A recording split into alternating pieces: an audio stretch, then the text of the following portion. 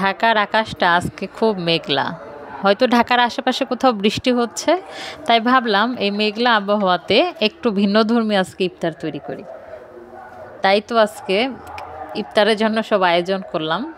খিচুড়ি, মুরগির মাংস, ডিম ভুনা এবং পেঁয়াজু। মানে আজকে হচ্ছে ভাজা পোড়া খাবো না, আজকে এগুলো দিয়ে ইফতার করব। আর নিত্যদিনের মতো শরবত, যেটা শরবত ছাড়া আসলে আমার ইফতার হবে না। আর খেজুর দিয়ে আমি সবসময় ইফতার করি। আর সবাই ভাবছেন যে খেজুরের পরিমাণটা এত কম কেন? আসলে আমি ছাড়া আমার ঘরে কেউ খেজুর খায় না।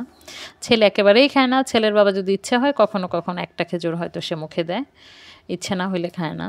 তো এর জন্য হচ্ছে মানে আজকে ইফতারের জন্য ভিন্ন কিছু না করে, তরমুজ তো এখন আসলে প্রতিদিনের রুটিন, তরমুজ এবং আনারস এটা একদম প্রতিদিনের ফল রোজার দিনে।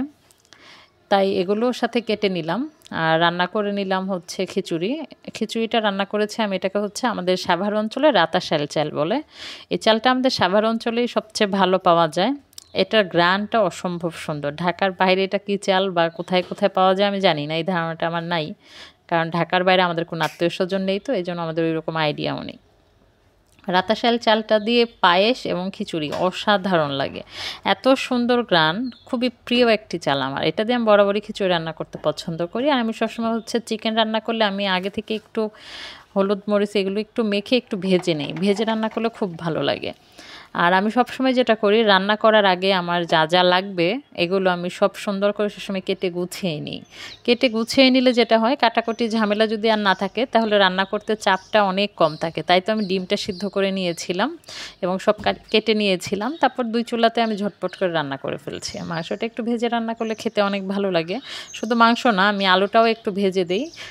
অলমোস্ট প্রায় 50 থেকে 60% ভাজাতে এটা হয়ে যায়, খেতেও অনেক মজা লাগে। আর মাংসটা সবসময় অনেক আমি অনেকক্ষণ ধরে কষাই, সেটা গরু মাংস, মুরগি মাংস, কবুতর, হাঁস যাই রান্না করি।